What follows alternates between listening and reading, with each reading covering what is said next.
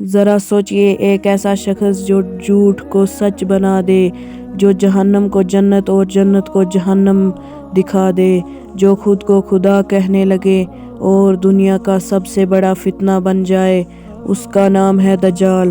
دجال ایک انسان ہوگا، لیکن اس کا فتنہ انسانی سوچ سے بہت آگے ہوگا۔ رسول اللہ صلی اللہ علیہ وسلم نے فرمایا، قیامت سے پہلے دجال سے بڑا کوئی فتنہ نہیں۔ دجال کی ایک آنکھ اندھی ہوگی، اس کی پیشانی پر کافر لکھا ہوگا، لیکن ہر شخص اسے پڑھ نہیں سکے گا، صرف سچے مومن پہچان پائیں گے۔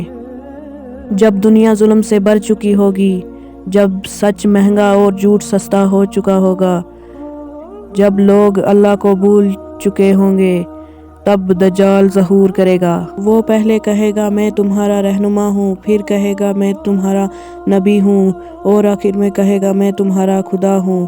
وہ بارش کو حکم دے گا اور بارش ہو جائے گی، زمین کو کہے گا اگنے کا اور فصل اگائے گی، لوگوں کو مال، طاقت اور جنت کا جھوٹا وعدہ دے گا۔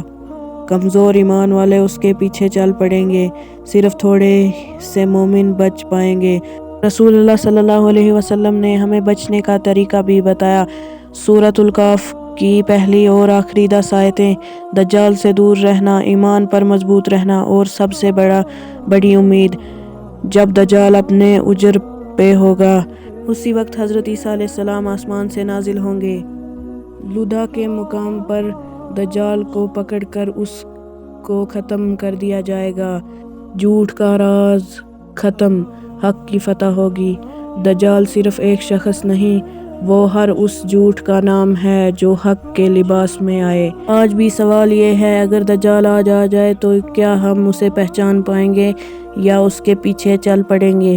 اللہ ہمیں فتنہ دجال سے حفاظت عطا فرمائے، آمین۔ اگر آپ لوگ ایسی اور ویڈیوز دیکھنا چاہتے ہو تو اس چینل کو سبسکرائب کر کے ویڈیو کو لائک کر دینا۔ جلد ملاقات ہوگی، تب تک کے لیے اللہ حافظ۔